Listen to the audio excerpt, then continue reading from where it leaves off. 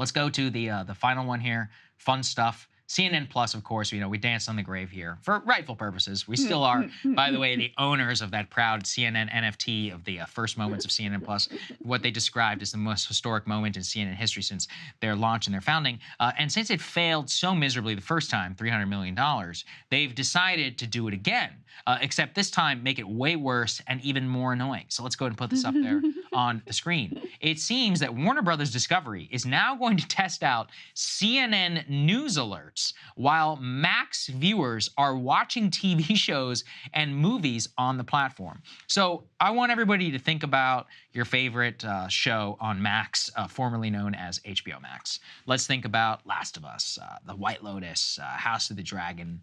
It's Sunday night, or it's Monday, whatever. You just got off work, you want to catch up. You sit down in order to watch your favorite TV show, and you get a notification up there on the screen, and it says, "Do you want to watch Anderson Cooper right now?" Can you imagine?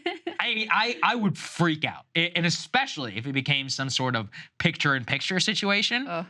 If you're going to ruin my Last of Us time or my House of the Dragon time, that's sacred time. That's like me actually checking out from the rest of the world and driving in to George R.R. Martin. I mean, for CNN to invade that, especially after we all had to suffer the indignity of having the HBO name taken off. Yeah. But I said, this actually is beginning to make sense, because they did not want to sully the hallowed HBO brand by turning it into CNN Max, which is what this new live streaming service will be. Now, I guess to their credit, they're basically just repurposing current content. They're going to live stream like Jake Tapper Show or Anderson Cooper Show or any of these on there. So it's not like they're hiring Chris Wallace or any other jokers that they tried to do last time. But I mean, it's still, this is CNN Plus. They're doing what Peacock has done over on Peacock. It is actually offensive. Yeah, it is. Like the idea of you're sitting there watching your show and you get some like news alert on your TV that says Trump just called Stormy Daniels horse face or whatever. Like, I mean, like that's gonna make me want to call the cops. Like that is an invasion of my time and space and energy there. It is wrong. It is horrible. I have to think that people are going to be incredibly irritated by it. But, you know, it's just hilarious to me as well because Zucker expected CNN Plus. They launched this with so much fanfare. I mean, you guys can go back and watch our coverage of it and our predictions that it was going to be a total disaster. And of course it was, because what they were putting out into the digital ecosystem was just like a B-team version, B-rate version of the actual CNN channel. Or it was like, you know, it wasn't going to be like Anderson Cooper on parenting and somebody was having a book, Jake Tapper was having a book club, all this kind of stuff. I'm like, no one wants to pay to watch this. This will be a failure.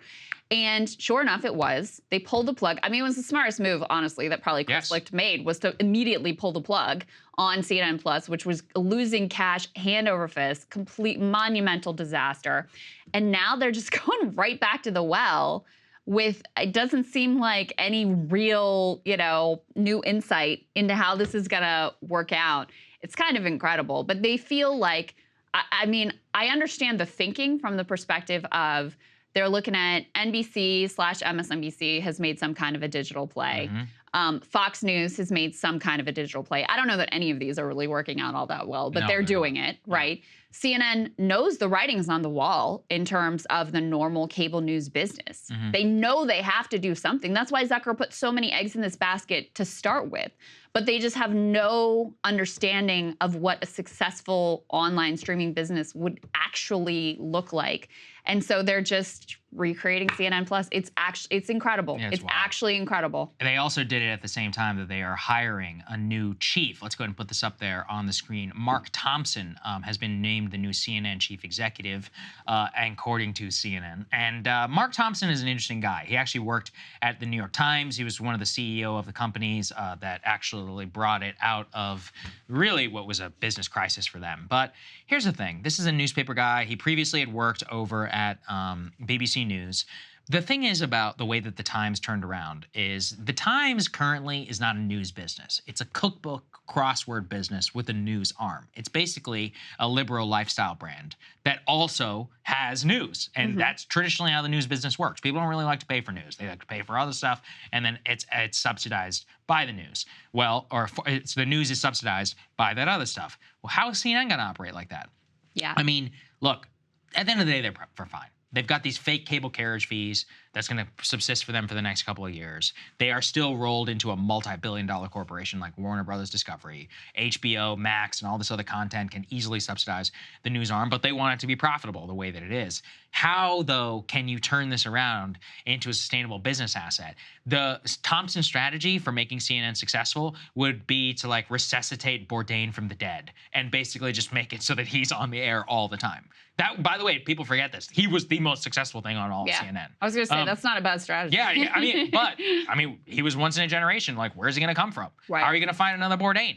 Like, you basically have to remove all the news content and make it so that the only profitable part of the network, no more prime time, no more news, any of this. You're just running cooking shows all day long. Or the Charles Barkley, what is it called? King Charles? King Charles, yeah. Yeah, King Charles. Like, that's what you would do every single day if you want to turn it into a business. But that's not how you run a news business. So I really have no idea how he's going to be able to do it. I don't either, but I do think it's a smart hire. I mean, at least he has a track record of taking a news operation and expanding it and getting people to pay for subscriptions in a way that, was sustainable. Like, we've provided this contrast before, but at the Washington Post, they saw subscriptions skyrocket during the Trump era. They bet the whole farm on Trump coverage, democracy dies in darkness, whatever. And so they went all in on that.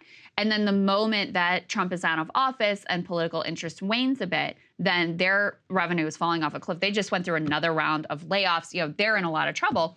New York Times, of course, also got that Trump coverage bump, but they didn't rest on their laurels with that. They also, they acquired the Wirecutter. They launched NYT Cooking. They made it an audio destination with podcasts like The Daily that have been really, really successful. And so they used the momentum from Trump to actually build out their business in a way that would be more sustainable. And that turned out, and the games like you talked about, and sports and all sorts of things. So that turned out to be extremely intelligent. Now, can you translate that into CNN? What would that look like? Of course, it wouldn't look exactly like the playbook that they ran at the New York Times because print is different than, cable news. But at least they brought in someone who has some track record of success that I can imagine maybe having some ideas here. I have no idea how it works out, though, or what it looks like.